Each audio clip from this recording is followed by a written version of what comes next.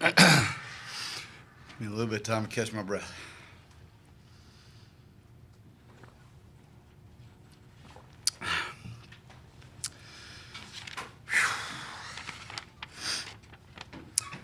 (37-32). Our team fought to the very end. I made sure, and our coaches prepared these guys to fight for 60 minutes. Players believed. They came out, they fought, they made plays, they played with great efforts against a great football team. And they did everything in their power. And there was a few plays here and there that could have went another way. I don't fault our football team. I don't fault our coaches. I don't fault anybody on our staff. We did everything in our power to give us an opportunity to go out there and defeat the number one team in the nation, Clemson Tigers. And they played pretty well, managed to make enough plays, and came out on top. I can't tell you how privileged I've been to be the interim head coach here. It's been a great experience. I love those players. Those players fight. There's a lot of great men in that room.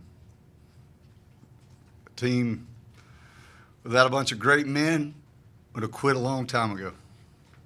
And the win-loss record probably doesn't say what type of men are in that room, but they're special. They're special. Any questions? Raise your hand. Get a microphone to you, David. Shawn, especially in the first half, it looked like you guys were, getting some turnovers, running the ball. Just how crucial was Perry maybe not being as sharp as he needed to be in the first half? How much did that affect you guys? It affected us a lot. He missed some throws. He made some poor decisions. I looked at him. I told him point blank, I said, we're fixing to make a change. I said, either you make the change in your play, or we're going to make the change. And it was this way we went into it at halftime, and we told him. I told him, I said, I'm prepared to run the ball every single down in the second half. I said, we can't throw it. We're not making plays with our skill position players, and you're not putting in position for these guys to make plays. And then he came out, and you saw our few drives there in the second half, and he stepped up his game, and there were still a few misses. But Perry's a great young man, and he did everything he possibly could do with the tools that God gave him. And he's going to be a phenomenal football player. Who even cares about that? What a phenomenal person he is. More questions? Jay? Shawn, do you feel like you still got a chance to get the full-time job here? Let me tell you what, I'm not even thinking about that. Not even thinking about that. All I can do is go lay it on the line every time I have an opportunity to lead this football team. It's not for me to decide, of course. I'm not even worried about it.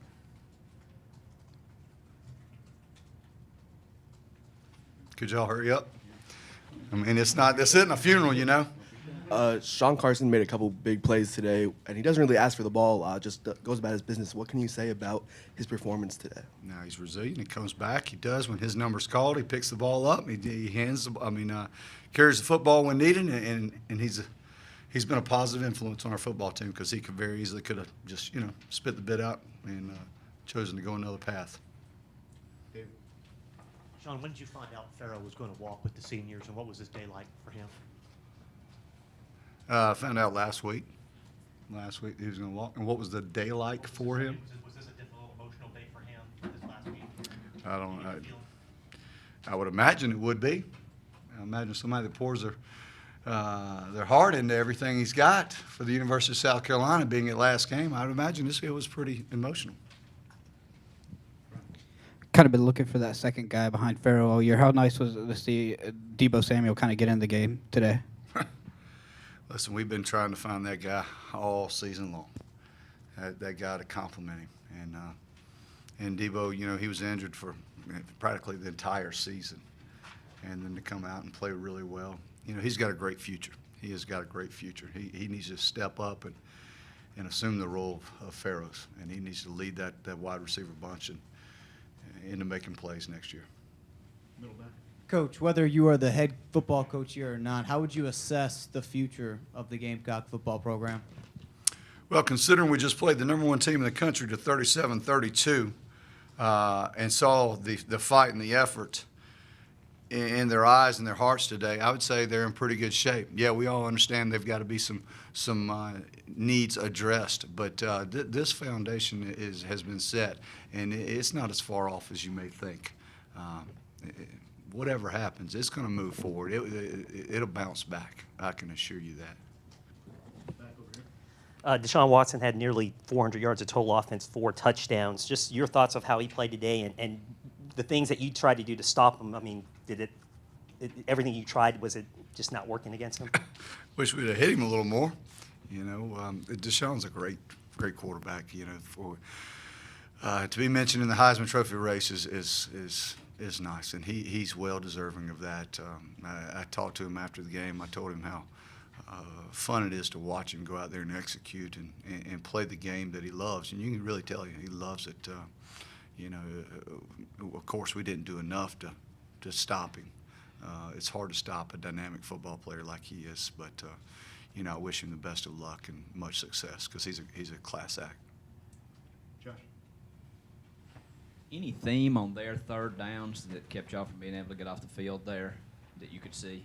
Any theme on third down for them? They converted 9 of 13. Did you see anything that they were doing specifically, or is it just Blocking, protecting, getting open. That usually does the trick. Shawn, on those third downs, do you wish you guys would have pressured a little more? The pressure was there first and second, but not on third. They're so good skill wise. When you pressure, you've got to be able to run with those skill position players, and you certainly look back and always say, well, we should have pressured here, or wish we could have got a little bit more pass rush there. But it's hard to take chances. I didn't want it to turn into a drag race with this football team and try to pressure him and let them make big play after big play, because that's what they do. They're fueled by the big play, and we kind of minimize that other than the long touchdown pass they had. So, you can say if and if we had done this, but it could have gotten out of hand had we had pressured and not been able to keep up. So, we gave ourselves an opportunity to compete and win, and that's all we could ask for. Back in the room over here. Can you clue us into your thought process on the short field goal just before half? I'm sorry?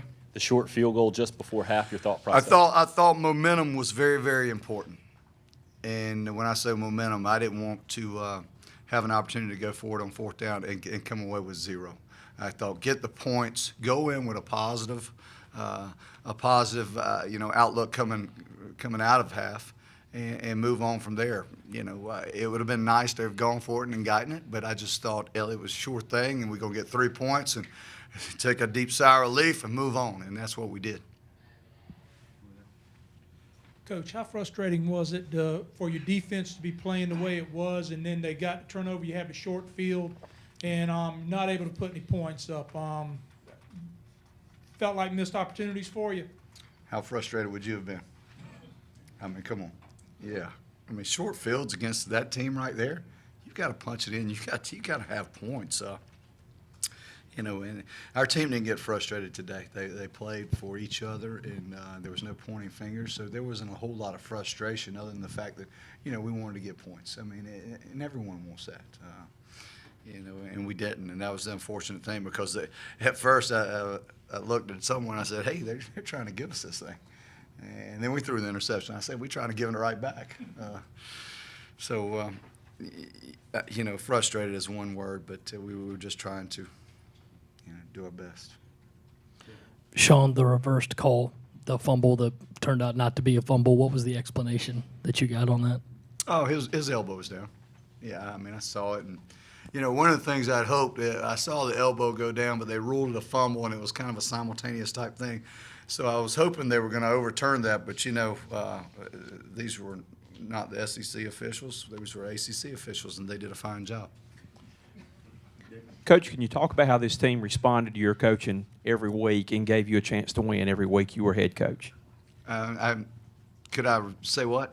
Can you respond to how these guys reacted to your coaching and gave you a chance to win every week? That's kind of evident in the way they played. You know, it depends on who you speak to. I think they certainly responded to our coaching and the change in our coaching, whether it was my style or the entire coaching staffs. But I just thought these guys started relying on a lot more of one another and kind of building a team bond. And, you know, I try to stress how important the team aspect is. You know, limit the individualism and go out there and play for one another. And that's, you know how family is. You get a family that loves one another and cares for one another, and it's hard to break them. It doesn't matter. They'll have some tough times, but it's hard to break them. And I think if they took anything away from that, they took that. Coach, I know it was a tough loss, but can you describe your emotions as you were walking off that field today? I can't, really. It's tough. Shawn, do you know when you will sit down and talk to Ray Tanner about the future? And if this is your last game, how do you want to be remembered at South Carolina? I want to be remembered for the person the person that I am, and who I always will be. You know, kind of an emotional guy, but I don't know if I'll sit down with Coach Tanner or not. I'm sure I'll have a phone call or sit down meeting at some point, but. To be remembered is that's what people do other than yourself. I'm kind of the same old guy. It doesn't matter if I'm interim head coach, the O-line coach, or working down the street. It doesn't matter. I'm a guy that, I lay it all out there. That's who I am. Coach, do you know yet how you guys and the staff will handle recruiting this week? Is it we're going out recruiting.